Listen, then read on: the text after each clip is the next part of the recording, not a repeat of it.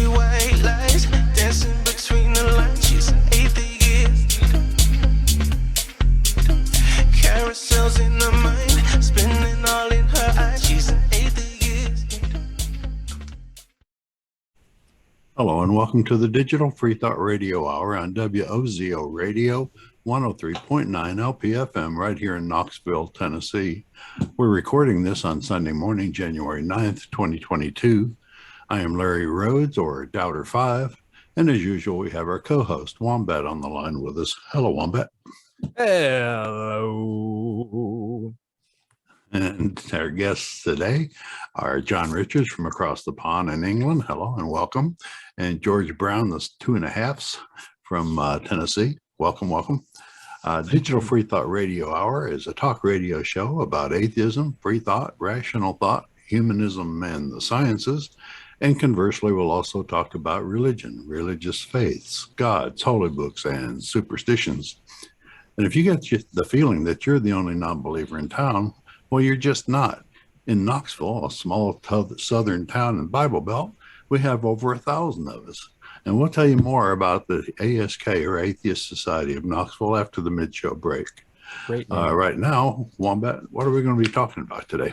You just didn't believe hard enough. That's the topic of today's show. I think it's going to be a fun one. Blaming the victim. Blaming the victim or lack of falsifiability and a claim. So many little persnickety problems that I love to talk about. We got the best crew to talk about it today. Before we get into the meat and potatoes, let's have a quick little review. Have you been over the last week? I know some of us had more extreme stories than the other, but before George beats everyone's story, how about this? I'll just throw out mine quick.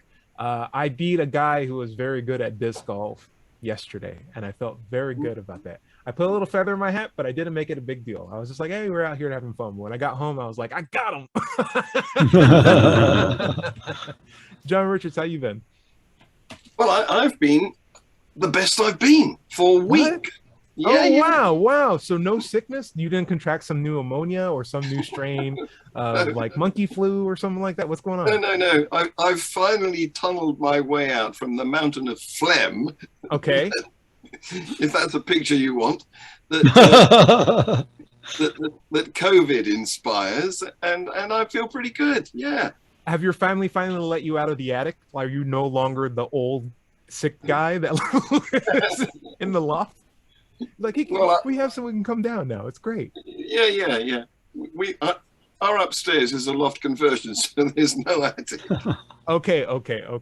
Fantastic. I'm so glad to see you have a bill of good health, and I hope you keep it up. It's more fun times are coming for sure. Larry, how you been over since last week? Oh, fine. I've been playing a lot of virtual games, Half-Life, Alex, more than anything else. Watching you look the news. Rattled. Huh? Has it been scary? You look rattled. Has it been scary? How many jump scares have you had? There's a guy in there named Jeff that you got to deal with. He's a monster, literally. And you can't kill him, so you got to evade him. Anyway, it's a lot of fun. How long can you do VR? Just wondering, how long can you do a VR session? Well, on a single charge, you can go anywhere between 1 and 2 hours. And after about an hour, I'm kind of wrung. It's a little intense. The other thing I wanted to mention was during this week, I've been reliving the events of January 6th from last year on TV and stuff.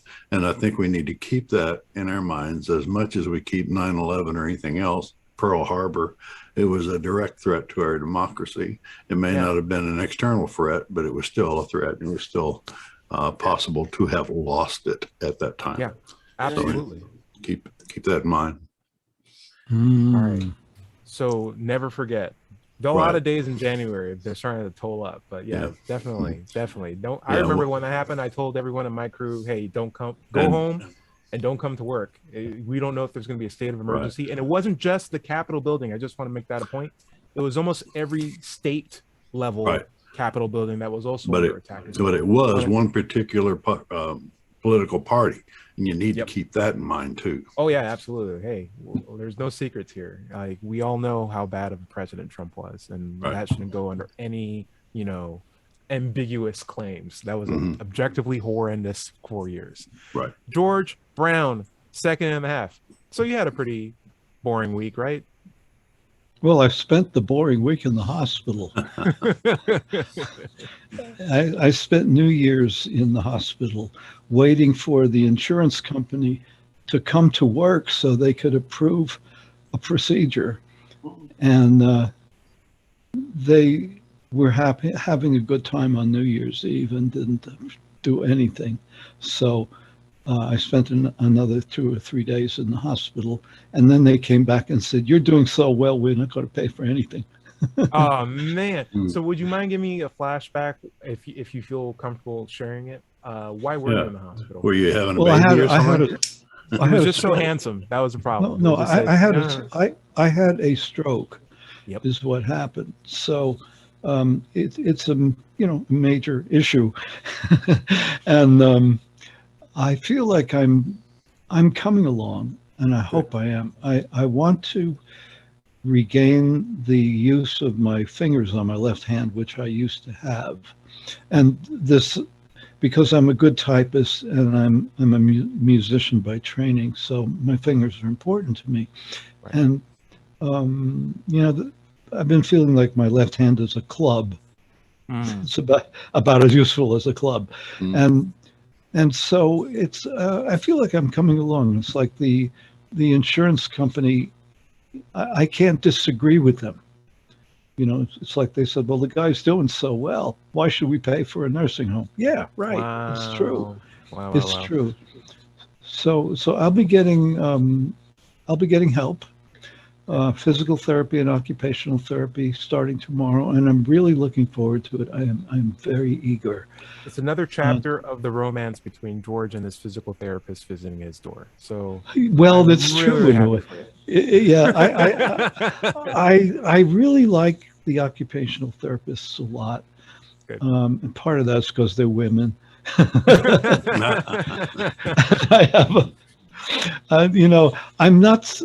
I have not learned yet that women are not magic, and okay, it's like I all my life I just thought that females are magical, which is not true, but it's what I believe. It could be true, George, if you believed hard enough. Which gets us nicely to the topic at hand. So I do want to talk about it. George, John Richards is pointing down. I imagine he's telling everyone to check their pause screen or check bars or something. I'm pointing at you, the Segway master. Thank you. I appreciate it. So guys, I wanted to talk about when you're told or you're having a conversation with someone who is a deep believer, maybe a theist, and you're having a conversation about the matters of faith and how we could test that to come up with a reliable way to know if their belief is reasonable or not reasonable, rational or not rational, or at least have some sort of test where it can give you like an indication if they're on the right track or not. Because a lot of people can claim, I believe in this God, and let that be all the proof that they have, just the confidence in the claim itself. But when it comes to testing it, or a good methodical way to test it, that's when we can parse true things from false things.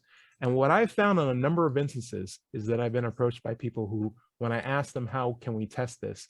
And they give me a test, and I say, okay, so if the test happened, and it happened exactly as you said it would, that would prove that your God exists.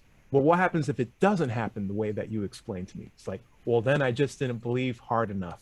And I hear that, and it makes my heart turn upside down and makes my stomach do a little backwards flip, because in my head, that's an argument that regardless of whatever the outcome, they're still holding the same conclusion. And in science, that's a bad test. Maybe we could have a roundtable discussion on that. John Richards, do you agree with me that that's a bad way to set up the test?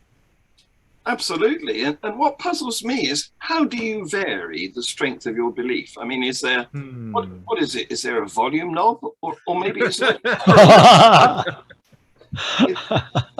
how? Yeah, how could I believe any more right now that my shirt's blue, right? It's like, I'm looking at it already, but could I believe in more than it? How do I do that? It puts some really interesting concepts on, is belief a choice? And if it is a choice, is it a variable choice that you can increase like a gas pedal? Larry, what do you think? Is belief? Oh, go on, George. What's up? Yeah, on John's test meter, it goes up to 11. It goes up to well done. Larry, belief a choice? Can we verify? Oh my gosh. No. I mean, a simple test. Can you choose to believe in Santa Claus is real? I mean, can you choose to believe something like that? It's the same with like homosexuality. Can you just choose which sexual orientation you are? Like, let's say you're heterosexual. Could you just choose to start liking men like you do women? It's not a choice, and neither is belief. You are convinced certain things are true. Those are your beliefs. You can become non-convinced. You can be unconvinced with proper evidence, and then those new beliefs would be what your beliefs are. But you can't just switch them on and off like a light. So I think you're coming to an interesting point. I want to just highlight it. You're saying belief is a product of whether or not you're convinced or not. Yes, you have no control of whether or not you believe something, just whether you can be convinced of it or not, right? Right. Mm-hmm. John Richards, what's up? Well, I have an interesting, different take on this from Larry, because I think that you can't choose your first belief, because that is inducted into you at the same time as you learn language. So as you learn your language, whatever language that might be, people are speaking about their God, and you're picking it up as part of the culture that you're in. I would find these two ideas wholly compatible. Like, he's saying you can't choose your beliefs, and you're saying you can't choose your first belief. I'd say you can't choose any of them. Well, okay, talk to me. I think you can choose your second belief, you see. Okay. You can choose which language to take when you get to high school. You'd be like, I want to learn Spanish. Well, but that's not a belief. I believe I want to learn Spanish. If you can't choose your second belief, then how did Cassius Clay, Baptist, become Muhammad Ali, Muslim? He was convinced. Yeah, he was convinced. He was convinced by people who were religious that he needed to change his beliefs. And he studied it and became convinced that Islam was true, and he changed his beliefs. He changed his convictions, which were reflected in his beliefs. So at that stage, it's a choice. No, he was convinced. I mean, can you choose what you're convinced of and what you're not convinced of? Well, I wouldn't want to argue with Muhammad Ali, to be honest, so. You punch your lights out. Yes, exactly. You can't argue with him because he's not alive anymore. Oh, yes. That is a handicap. I agree. I wanna poke this salient topic real quick, and then we'll go straight to George. You're saying basically that because Muhammad Ali switched religions, that's a demonstration of choice of belief that he chose. But I feel like there's a conflation on the word belief in terms of he moved from one religious system to the next because he could have easily seen that other religious doctrine and not been convinced that it was rational any more than Christianity and rejected it. Like, I think in the most basal level, there was a conviction on his part to get away from what the culture of America was, particularly how it treated Black people, and he saw a better way of treatment by I think that had more to do with it than the supernatural beliefs. I do. Yeah, and that was the hook that got him into, okay, and what else is in here? Fine, this is what I'll follow, because this is a lot better than the system I was in before. Like, literally, my country's villainized me for not going to war. Now, what do you guys got? I'm convinced with whatever you guys have. I think there's a lot more. It's a much more complex thing. And I think he was convinced of it. A lot of it could be lip service too, just saying that he believed things that he didn't in order to become part of that culture.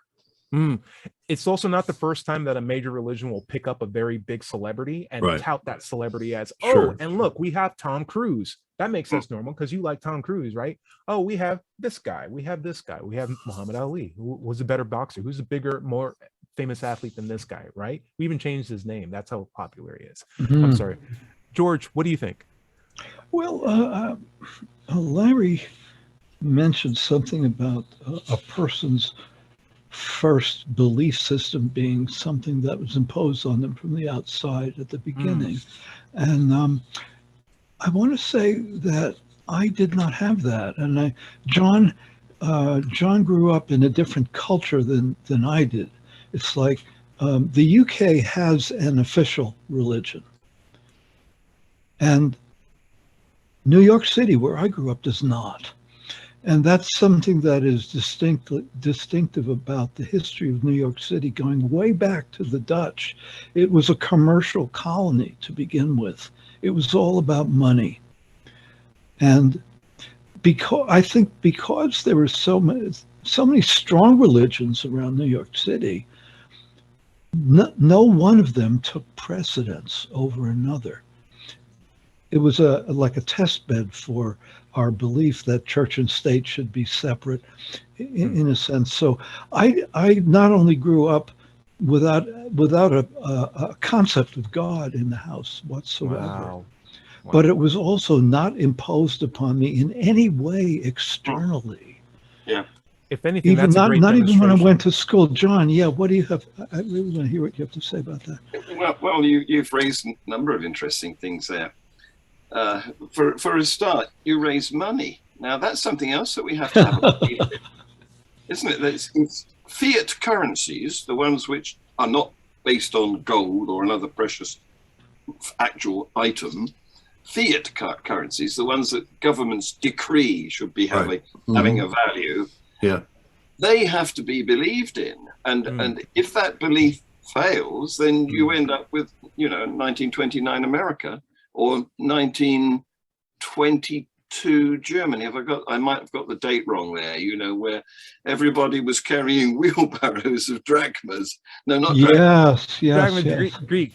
Yeah, the wrong currency. But a currency it would have been useless, just as useless, right? Yes. Yes. But a currency is definitely something that you have to believe in, and you can choose pretty much whether or not to believe in it, because sometimes whole populations choose not to believe in it. Yeah, in a more modern context, we have this new thing called cryptocurrencies, and there are a lot of different kinds of cryptocurrencies that all essentially represent a monetary dollar value. And if you have money and you want to invest in cryptocurrencies, you have a wealth of options. Some are good investments, some aren't, but they're all based on the confidence of a particular system because they have no inherent value on their own. They're only what people are willing to pay to get more of those coins. Well, let me get back to John. The question I asked John, I was going to ask John, is you've lived in a country that has an official religion, which we don't have in the United States. How do you see that as coloring the upbringing of an atheist, let's say? Well, again, that's another very interesting aspect that you raise there, because, of course, although we have an official religion, where theoretically we own the Anglican religion, it's established as part of our state, that doesn't work in practice. Exactly. It's the opposite of the US of A, where you have a secular constitution, but Christianity is rampant, particularly Baptist Christianity. So tell me about it. Well, I'm surrounded here. So the thing to do, if you want to see a dwindling of religion, is to establish it, to make it part of your state, so that then it feels privileged and doesn't have to missionarize your population, and gradually it dwindles away. People lose interest in it, and the churches have to be sold off. I want to underscore what you just said, because if I look at Italy and France and one other country, Ireland, they're all Catholic, and Ireland would have some contention with that, but okay. The way I see that is that the Catholic Church has been so established and so extreme in its inflexibility that it has given the populace a very rigid springboard against which to rebel, and that they have done it, and they've done it very successfully. Look at France and the rebellion there. Yes. So I will throw out something here. I think it's not so much, and John Richards, I get the joke. It's not so much let church have a official state and then let them get lazy and then enjoy the there's some contradictions there. Go ahead. There's a really good history in the American culture where we weren't as religious as we are now. It's been a progressive thing, and we've been letting it happen. And we need to get to the idea of reminding ourselves what we intended to make this country be when we originally started it, and getting back at least in principles to that, where we truly did have a separation of church and state and didn't have nearly as much influence as they do now. Yeah. We had, like, for example, what was it? The Pledge of Allegiance that didn't have any mentions of gods. Then 1950s during McCarthyism, we've instituted it in, and all of a sudden you had to be super American, which meant you had to be super Christians, and Christians funded that idea. And next thing you know, we're warping the idea of what Americana is. Also, they're using the government to take money away from our education system and fund the religious schools. The voucher programs and all that it's a what do you call it? Zero cost. What do you call it? Zero sum game cost. Whenever you take money for a voucher from the government, that's money that our public schools do not have to further a common education. And it's been happening more and more homeschooling, and the less education you have, the more rife your religious belief will be. And speaking of believing more, churches aren't in the business of giving reasonable answers to problems. They are in the business of giving lip service and no feasible material products or anything actually worthwhile, because if you get fixed, you're not going to need the church anymore. So they have to keep giving you a little bit of poison and make sure you keep coming back so they can keep getting your money. They're not in the interest of you solving a problem. They just want to supply you with additional mystery. And what better mystery than an ambiguous God you've never met? You have to keep believing more, even if your thing didn't work out. Even if your experiment didn't work out, it's your fault. It's not God's fault. It's you for not believing hard enough. And that's one of the most, hurtful things that I could hear knowingly being given to me by someone who's so ignorant of the fact that they're being used by a very clever pastor, or a pastor who's fallen so deep into the system that he doesn't see it for himself and continues to espouse it to his, congregation. Larry, if I can near the bottom of the hour? I'm sorry? John Richards. John Richards, go ahead, and then Larry, go on and take us out.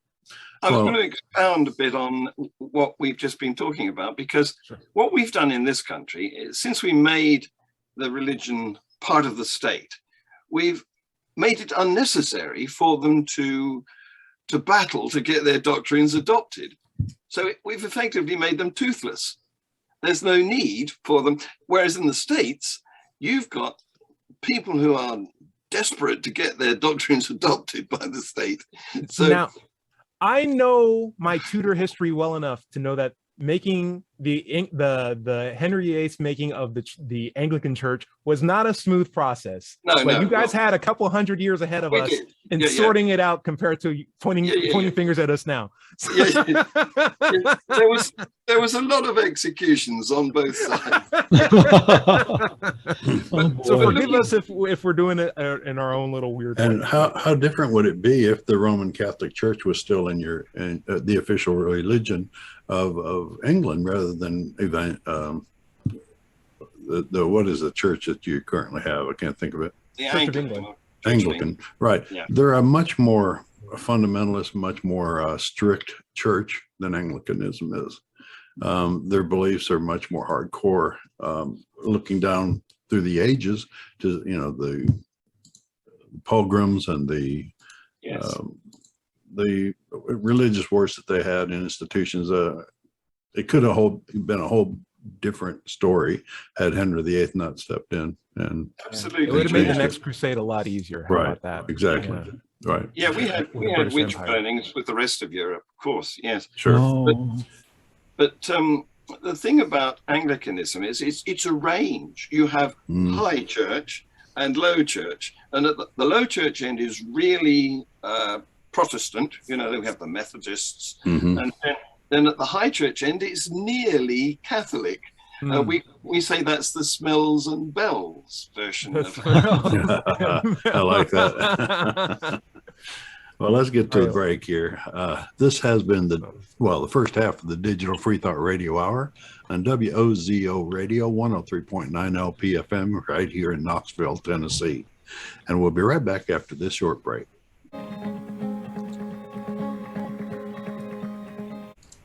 Welcome back to the second half of the Digital Freethought Radio Hour. I'm Doubter 5, and we're on WOZO Radio 103.9 LPFM right here in Knoxville, Tennessee. Now let's talk just for a second about the Atheist Society of Knoxville. ASK was founded in 2002. We're in our 20th year. ASK has over 1,000 members, and we have weekly in-person meetings here in Knoxville's Old City at Barlow's Tap Room and Pizzeria. That's Barley's Tap Room and Pizzeria. Look for us on the inside at the high top tables. Usually we're the loudest, happiest group there. Tuesday evenings. Now, quick question. Is it in the same place that you guys were at when I was there? Is it the same long high top tables? table? Yeah, they're all like stacked end to end. Yes. So that it's a very long table, and when you walk in, you really can't miss it. When you walk in, you cannot miss it. No. If you'd like to join our Tuesday evening virtual meeting, say you don't live in Knoxville, but like to join in an atheist conversation, or just a bunch of atheists talking about anything under the sun, email us at askanatheist@knoxvilleatheist.org or let's chat se@gmail.com. You can also find us on Facebook, meetup.com, or at knoxvilleatheist.org, or just Google Knoxville Atheist. It's just that simple. Also, if you don't live in Knoxville, you should still go to Meetup and do a search for an atheist group in your town. Don't find one? Start one. That's right. Wombat, where you want to pick up? Hey, so we were talking about the idea of not believing hard enough and why it's actually a dangerous thing to hear and for you to say to other people, because it doesn't mean that you're giving yourself a test that's falsifiable. It puts the blame on you as the believer when something doesn't work out, and it just puts you in a worse position where people can abuse your best interests. George, you had some additional comments. Yes, I wanted to give an example of one that's coming in out of left field and not religious in the conventional sense, about this concept of not believing strongly enough. As you know, I moved here from California, here being Tennessee, rural Tennessee. And so in 40 years of living in Northern California, I will say that I was exposed to the spirituality Nazis. And I was in a nicer word. Why don't you choose a harsher word? Okay, the spiritual fascists. That's a nicer word. It's fine either way. Yeah. And so I was in a meeting with a fellow who had muscular sclerosis, and he was a young fellow, but nonetheless his condition was continuously deteriorating, and he was defiant, that he was going to be as independent as he could, despite the fact that the disease was progressing. And I would watch him. He had a minivan, and he would, all by himself, he would hurl his wheelchair into the back of the minivan and then hold himself up by holding onto the roof of the minivan and inching his way around to the driver's door. People accused him of not believing strongly enough in his own spiritual healing, and that the disease was winning because he was guilty of not blaming the victim. Blaming the victim. That's good, Larry. Wow. Yeah. More needless guilt. Yeah, and so here are people who are rebelling against conventional religion, and what the hell are they doing? One quick comment, because we're in the middle of a pandemic right now, and how many people are in the belief that it's just the flu, it's just something that's going to go away, or the vaccines don't actually work, and that they were made too quick and they're not effective whatsoever. And if I believe that hard enough, even if my friends who believe that with me died, it's the fact that they must have done something wrong, because I, as the one true anti-vaxxer, have the right strategy in mind. And how much are we suffering as a community because of that? Until you get it. Until you get it. And then at that point, what do you do then? Just believe harder? Like, we already know we can't do that. Well, at that point, you realize that what you were believing prior was false, because you have plenty of faith, but you still got it and you're dying, and everybody around you is saying you don't have enough faith. But how do you get that concept to somebody else? Yeah. How do you convince somebody so that they can believe the different thing that you did? One thing that I keep noticing is that the story for what's wrong keeps changing as the science proves this or that or the other thing. A new narrative comes in as to why people shouldn't, let's say, get vaccinated. So it's a different excuse. Yeah, the latest one that I heard, and this is from a nurse in a hospital that treats COVID patients, was that the vaccine has not been tested enough, and therefore I'm not going to get vaccinated. Right. And she lost her job because of this. Well, I would almost be happy for it. To be honest with you, it's time we like start cracking down on it. But I've heard as crazy things as there's chips in it, to there's other diseases in it, to it's just salt water. It's all placebo. We've been on the front lines and trying to figure out ways to mass produce these vaccines at our company, and it's a rampant. Even people at our jobs will have excuses that pop up, and you're like, "But you're helping make the thing. What are you doing?" It's just like, it's a really crazy situation. John, it sounded like you had a comment. Yeah, we've had some cases over here where hospital patients, and 80% of the patients in intensive care at the moment are unvaccinated. Yeah. And we've had cases where, as they've been being fitted with a respirator, a ventilator to help them breathe, they've finally managed to mumble, "I'll have the vaccine now." Yup. And it's too late. It's too late at this point. They don't understand preventative medicine. They never had it explained well enough to them, perhaps, so that they could be convinced. Or they were never in a culture that allowed them to have a chance at being convinced. And sometimes, how much can we learn properly? How much can we actually objectively learn about this reality if we break out of the cultures that we are in right now that are somewhat toxic to reality, right? George, well, what I'm talking about is the rotating justifications against the core belief, which is anti-science. Yeah. The funny thing is, truth doesn't tend to wiggle as much in terms of narrative as really, really delicious lies. So like when we have a problem that's truthful, it's always the same answer every single time. It's boring. It's just like, oh, I know. There's too many people and we're throwing away too much stuff and we're making the world a bad place for us to continue to live here. Or maybe there's too many brown people in this neighborhood and start voting for more Republicans. This is like, well, hold on. It's like, wait, I think I'm onto something here. It's like, listen to this guy. It's like, no, listen to that guy. We fall into the same hole every single time. John Richards. Well, you've touched on something there on the subject of lies are more attractive than truth. You can apply that to a lot of things, because who do you think of, or what field of enterprise do you think of when I say something like stories that are colorful, exciting, and designed to entertain? News. 24-hour news. Okay. Go a little bit further.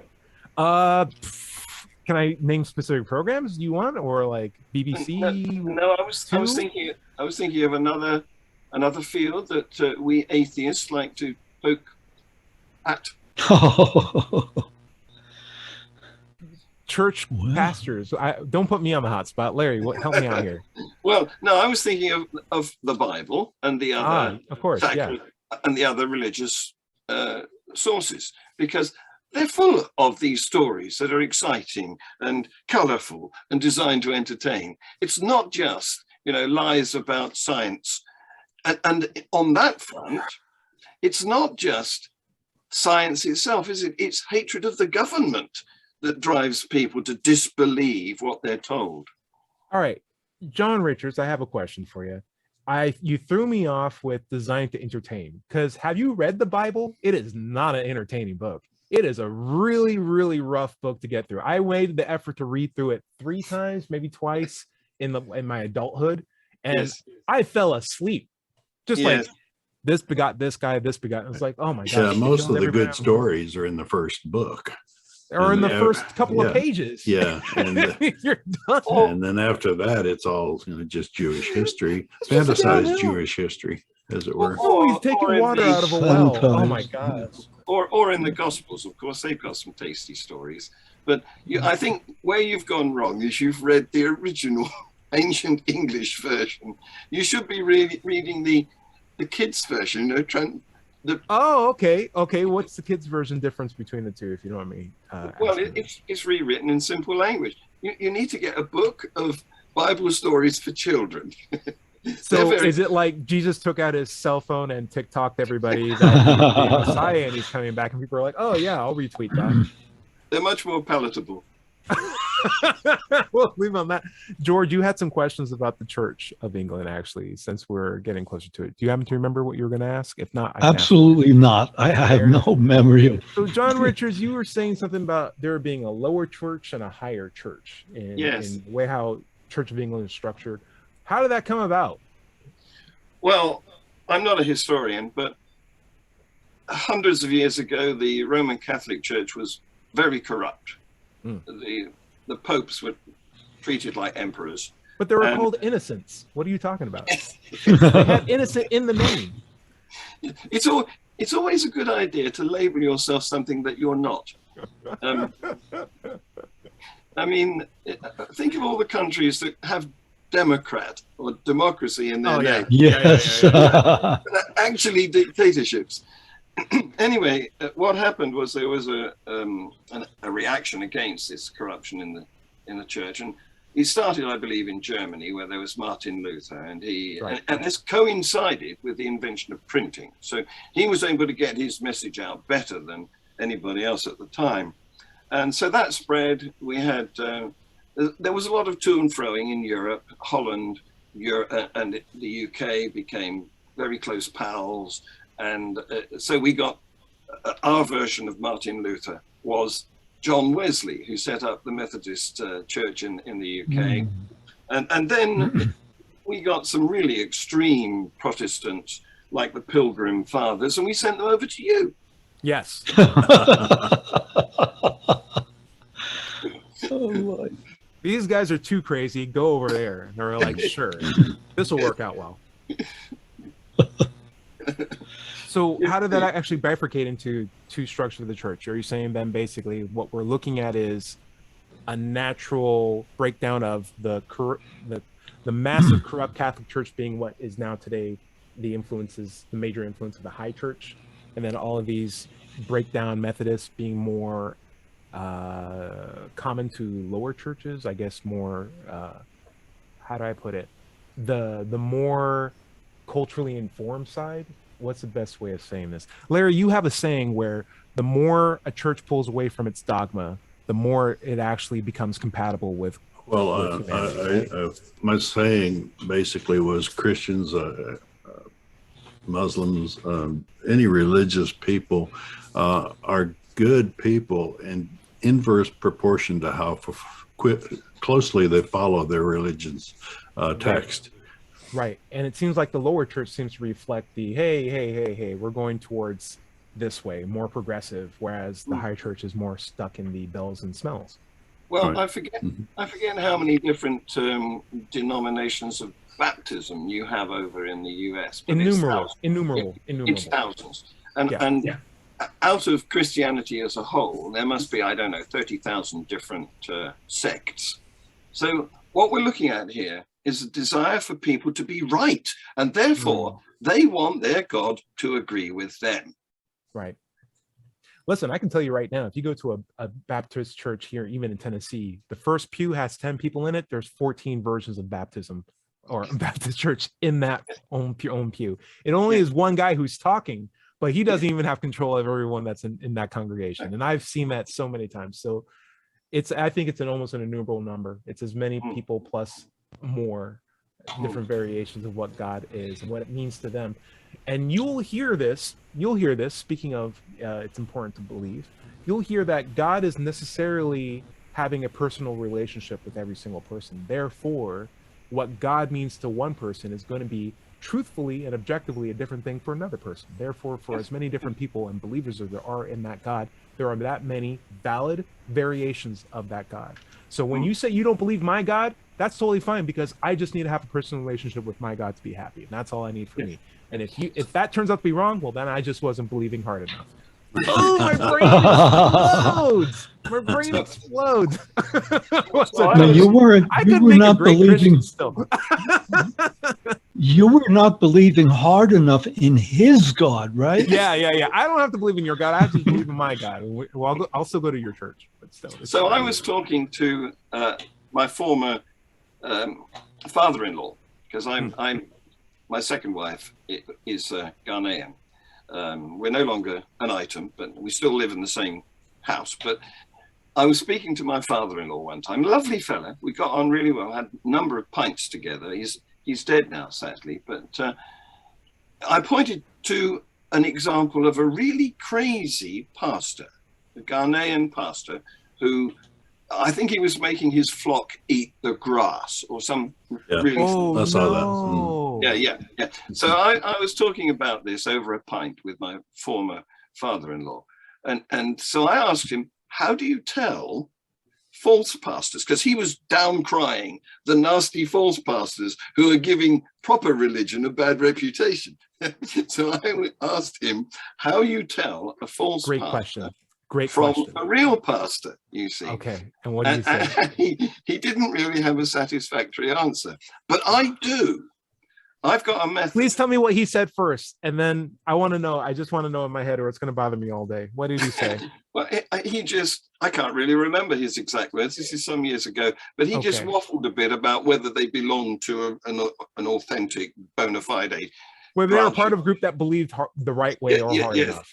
Yes, exactly. Well, so would you like to hear my method for telling a false pastor from a real one? Sure. Well, presumably, a real pastor has a better line of communication to God than a false one does. Right? Okay. So all you have to do is get them both to pray for something and see who gets the best result. But you see, the one who fails just didn't believe hard enough. Yes. And their God's still very much real and true. You know, it boils down to me what is falsifiability. In science, we have a standard called falsifiability in terms of determining how rational conclusion is.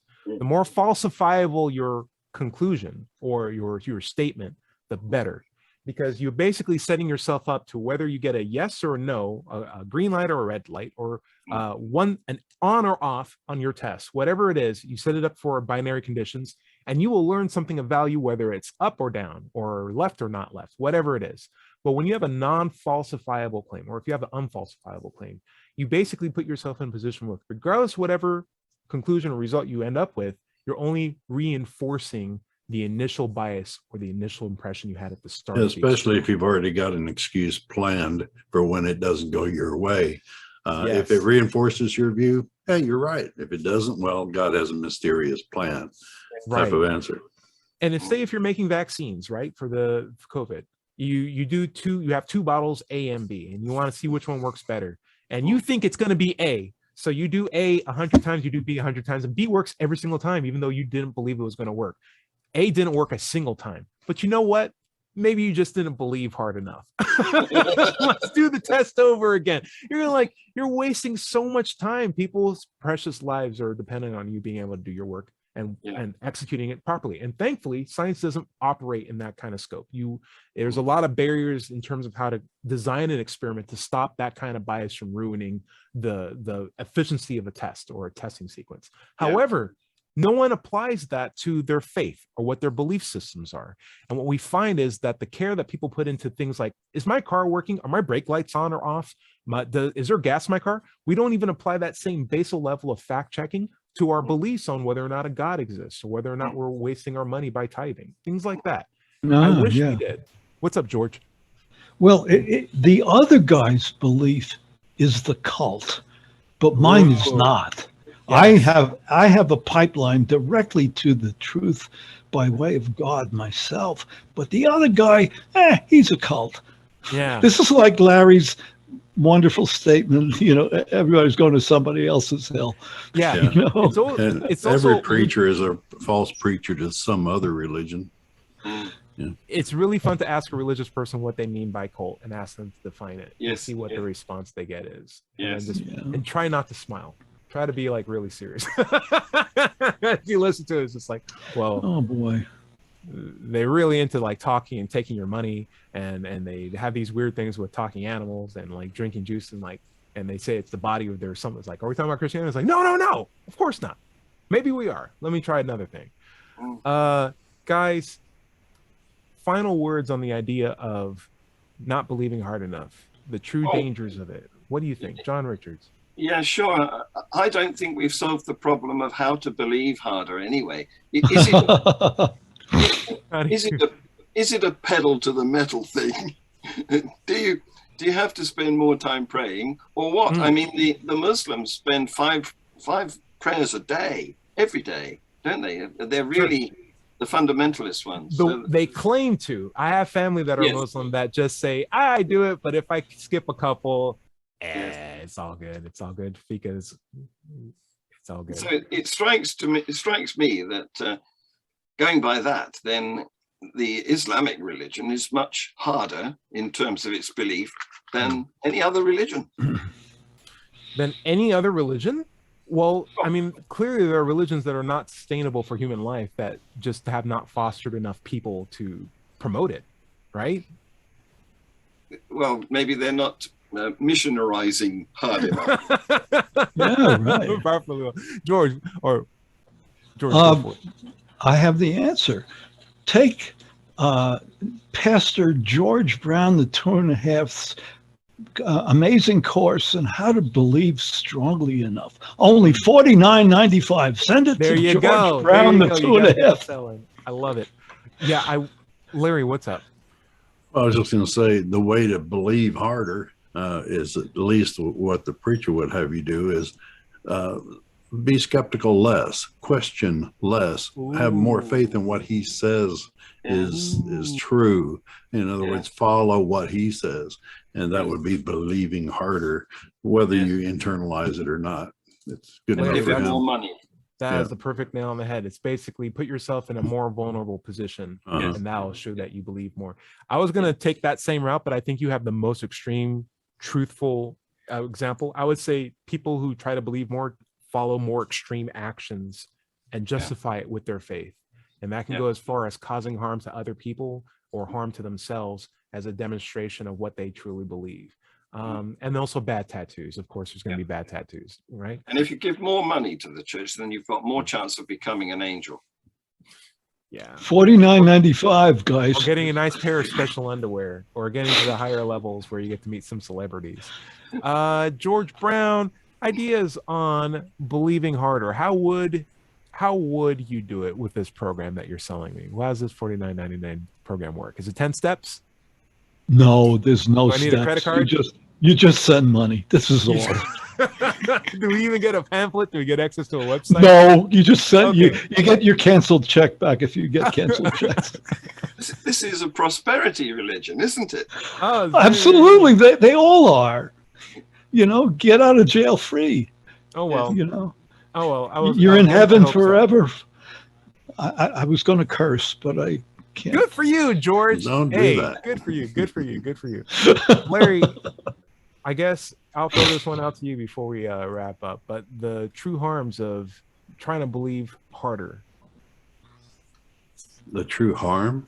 Yeah. Well, it's denying reality. And the harder you try, the more reality you're denying. It's like Jesus, take the wheel. You know, it says, give up and give in, give it over to Jesus. Well, but basically what you're doing is just punting your problems down the road. They're not going to get any better. You're basically letting fate take its hand. Who knows where that's going to end up? And usually, if you don't have any say in what your future is going to be like, it's not going to be what you want it to be. You're not going to be where you want to be in the future. It's not recommended. I'll put it that way. I'm going to tell you what my learning lessons are from this conversation. One, I learned a lot from John Richards by saying you can't increase the rate of how you're believing something. It's a binary state. And then Larry, for you to say, it's not even a thoughtful action on my part. It's a consequence of whether or not I'm convinced it's true. And I can spend a lot of my time trying to believe harder in the same way that I could try to fly faster. Like I can't fly. Like it's not a choice that I'm making to not fly. It's an inability on my part. And to do it or to be asked to do it any faster, or fault myself for not doing it as fast enough to make something true, is so much blame on my part. And what leads to what George was talking about, it just puts a lot of needless guilt on me and adds more of it to the world. We shouldn't have to absolutely make that the foundation for religious belief. We should be able to recognize it for what it is and move on to a better system of thought. George Brown, before we close up. We've got a little bit of time left. Sweet. Does Jesus drive your robocar? I hope not. We were talking about even a putt. So I do putt with a lot of Christians, by the way. I think they're steadily beginning to realize that I am not a Christian myself, because there'll be times where someone will putt with a disc and they'll be like, Jesus, take the wheel. And I'll be like, Jesus is a jerk. When they miss the putt, and they'll be like, they'll look at me, but they'll laugh at the same time too. And I'm like, good. Let everybody know. Let everyone know. But yeah, it's been fun. Larry, what's up? Yeah. Like I was saying about letting Jesus take the wheel, you're simply letting inertia carry you rudderless into the future. Then when you arrive at the next interim destination, good or bad, and you're making the best of it, you'll proclaim, see, God knew what I needed to do. Lose your job? Well, God knew I needed to lose that job. It's just all good. Never mind the story failed in 2 years after you started your business. God knew what was going to happen. It's just, he is in a no-lose situation, even though your life may be getting worse and worse. Absolutely true. And it's for you. When you see a neighbor crash and burn almost in the same way you are, you say to that person, well, that person's just not believing hard enough. Even though you're in the exact same situation. It's crazy how our brains make things, stories for ourselves. John, I think I saw your hand up. Yeah. Well, Jesus Take the Wheel was quite a large country music hit, I think, in your part of the world. Oh, it's not in England? No. Is it Jesus Take the Croissant? Or the biscuit? No market. The no biscuit. Market. All right. Little market for it here. Well, you anticipate in the next 7 years. It's coming. I wanted to point out that believing is not a way of discovering. It's not a reliable method of discovering anything.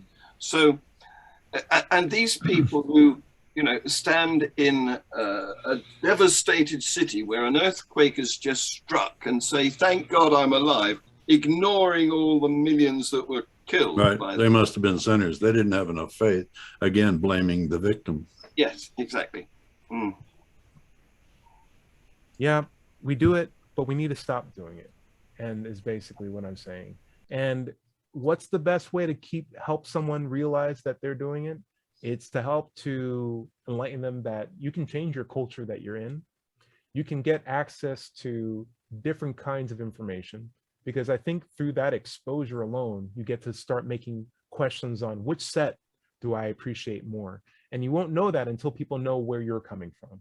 And so if you're talking to a person who only thinks that everyone around them is Christian, let them know you're an atheist. And then if they want to have a conversation with that, have a conversation about that. But let them know that not everyone around them is like them. And then that'll have to make them start thinking about, well, where's this guy coming from? What's this guy's attitude? Where's his culture coming from? Where do you get your values from? Hey, can we talk about this for a little bit? Because I'm really now, I want to know what's going to happen to my soul. You might have some really interesting things happen. We need to start winding down at this point anyway. All right. Final words? Those were my final words. John Richards, what do you got? Anything you'd like to plug? Plugging? Yeah, sure. My YouTube channel, Freethought Productions, is where I do my fun work. And I had a break.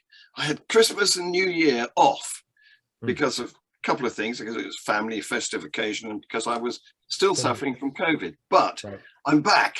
Nice. He's back and he's bad. I had a couple of excellent programs last night, excellent shows. I did the Global Atheist News, which I always enjoy doing. And I also had a Freethought Hour chat with Dr. Lucy Rogers, a really fun person to talk to. For our American listeners, John Richards didn't say he's Johann Sebastian Bach. He's saying he's back. back, as in he's returned. Buck. Helping you guys out. George Brown, so glad that you're at least out of the hospital. Yeah, feeling better. Mm-hmm. Yeah. Thank you. And I'm looking Well, forward to I'm on the road. I'm on the road, and it's always exciting to look forward to something. I don't have all the answers, Nice. and this is one of the reasons why I think I've enjoyed being so involved with classical music all my life, is that I will never know all of it. I will never have all the answers. I will always have something to look forward to learning. Fantastic. And this makes life worthwhile to me. Sure, it does. It really does. Here. Lifelong learning. Here. Well, my resources are found at digitalfreethought.com. Be sure to click on the blog button for our radio show archives, atheist songs, and many articles on the subject. I have a book on Amazon called Atheism, What's It All About? What? You never checked that out? I did. And my YouTube channel is found by searching for Larry Rhodes. By the way, if you're a member of clergy, a preacher, imam, pastor, or priest, but no longer believe in the claims of your religion, or any religion for that matter, there is help for you at the clergyproject.org. The link is clergyproject.org.